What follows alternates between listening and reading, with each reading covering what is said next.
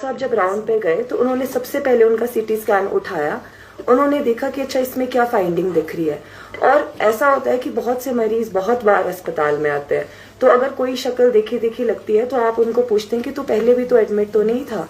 तो सीटी की फाइंडिंग और एक्सरे की फाइंडिंग को मैच करने के लिए उन्होंने जब अपनी वार्तालाप पेशेंट के साथ बढ़ाया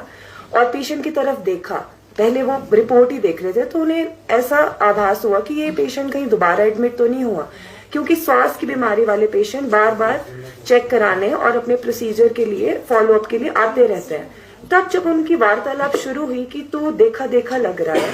और पेशेंट पोस्ट प्रोसीजर आया था, उसके बाद ये घटनाक्रम हुआ जिसमें फिजिकल चीज बहुत बाद में आती है। जैसे कि डॉक्टर सोहेल हमारे प्रेसिडेंट आरडीए एसोसिएशन ने बताया कि पहले हिस्ट्री टेकिंग, उसके कागज देखे जा रहे थे, रूटीन राउंड्स, सारी इन्वेस्टिगेशन की जांच, उसे देखना परखना, हिस्ट्री के साथ रिलेट करना, पुरानी रिपोर्ट के साथ साझा करना एक नॉर्मल प्रक्रिया है। उसके बाद जब इनके बीच में बहस बिसाई और उसका क्रम और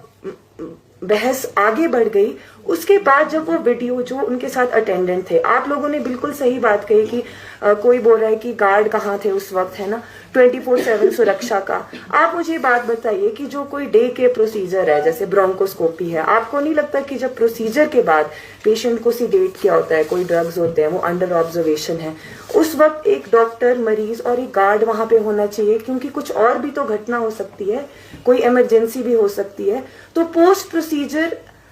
भी एक जो पेशेंट की सुविधा है या फिर एक डॉक्टर और पेशेंट के बीच में इतना कुछ हो गया, तो वहां क्या एक हमारे अस्पताल में एक सुरक्षित वातावरण नहीं होना चाहिए? और जो अटेंडेंट वहां पे वीडियो बना रहे हैं, जो भी हो रहा है, उस वक्त मैं ये बोलना चाहती हूँ कि वो जो वीडियो कहाँ से शुरू हुई, कहाँ से वो है, आप बोलो कि उस तथ्य को,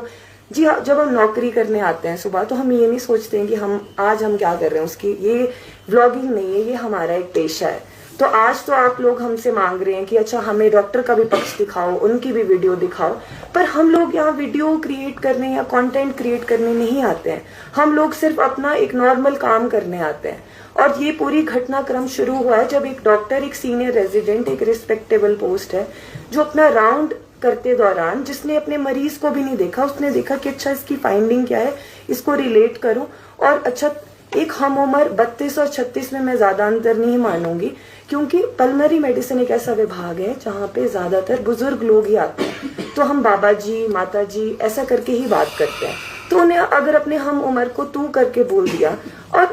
पेशेंट अभी प्रोसीजर करके आया है, तो पोस्ट प्रोसीजर क्या पेशेंट की एंजाइटी रही होगी कि उसने एकदम से एजिटेशन में तो मुझसे ऐसे कैसे बात कर सकता है। हम ज्यादातर ऐसा देखिए, हमारे पास ऐसी कोई स्टेटमेंट नहीं है और हमें इस बारे में कुछ नहीं पता। जब भी कोई घटनाक्रम कहीं पे भी होता है, कहीं पे भी झड़प होती है या स्कफल होता है,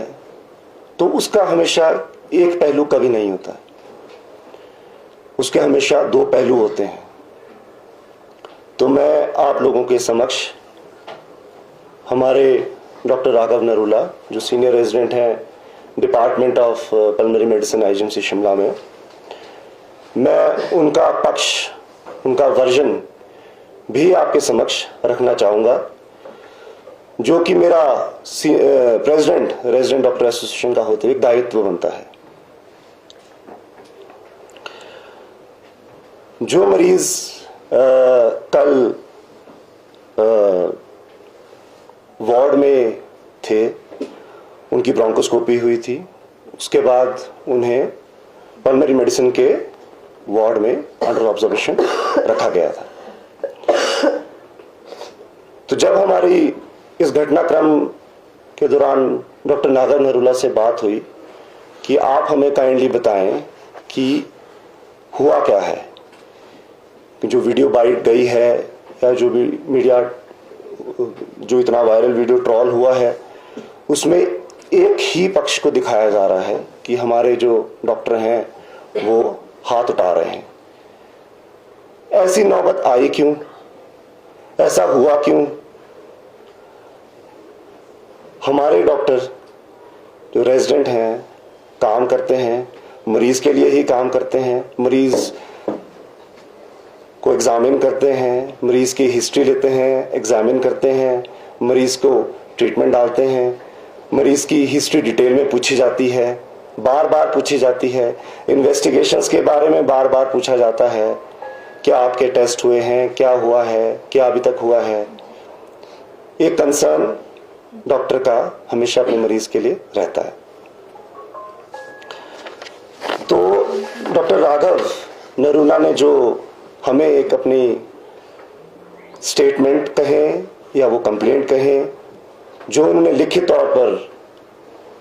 रेजिडेंट डॉक्टर एसोसिएशन को दी है और हमारे प्रिंसिपल मैडम को भी ये लिखित उन्होंने दी है, मेडिकल सुपरिटेंडेंट को भी दी है, इवन हमारे जो सैमडिकॉट है उनको भी ये चिट्ठी उन्होंने फॉरवर्ड की है। पहले तो मैं आप लोगों के समक्ष उनका वर्जन रखना चाहूँगा कि उन्होंने क्या कहा है, उनका क्या वर्जन था,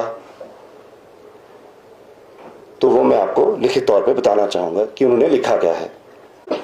डॉक्टर नरूला ने लिखित तौर पर बताया है कि कल दिनांक 22 दिसंबर 2025 को करीबन 12 बजे दिन के समय ड्यूटी पर तैनात मुझे अर्जुन कुमार नामक मरीज के द्वारा मारपीट, जानलेवा हमला, शासकीय कार्य में बाधा एवं धमकी देने के संबंध में शिकायत दर्ज करनी है। सविनय निवेदन है कि मैं एक चिकित्सक हूं तथा दिनांक 22/12/2025 के समय लगभग 12 बजे मैं अपने शासकीय कर्तव्यों का निर्वहन कर रहा था। उसी समय अर्जुन कुमार नामक व्यक्ति मरीज रूप में अस्पताल में भर्ती हुआ।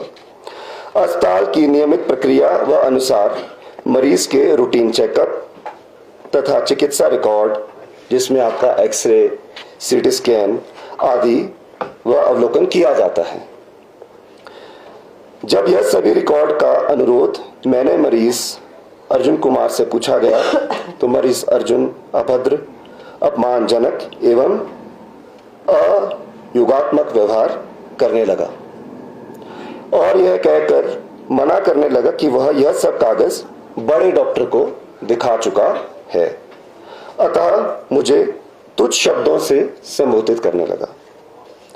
स्थिति धीरे धीरे गंभीर हो गई, अतः मुझे और मेरे माता पिता को उपशब्दों से संबोधित करने लगे। इस दौरान बीच में अर्जुन ने मुझे धक्का दिया, वो मेरे छाती पर, मेरे पेट पर लातों से प्रहार शुरू कर दिया। अतः जब मैंने खुद को बचाने की कोशिश की तो वह बेड में लगे आईवी स्टैंड से मुझे मारने की कोशिश करने लगे। इसी दौरान उसके साथ खड़े साथी अपने मोबाइल पर वीडियो बनाने लगे कि जो बाद में सोशल मीडिया पे वायरल हो गई, किंतु यह वीडियो अधूरा था, अतः वास्तविक घटनाक्रम का तोड़ मोड़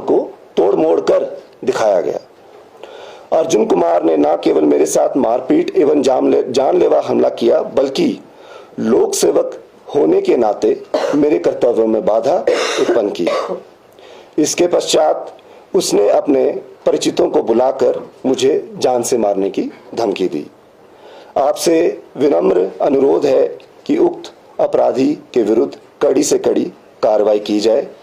ताकि भविष्य में किसी चिकित्सक अथवा लोक सेवक के साथ इस प्रकार की आपराधिक घटना ना हो।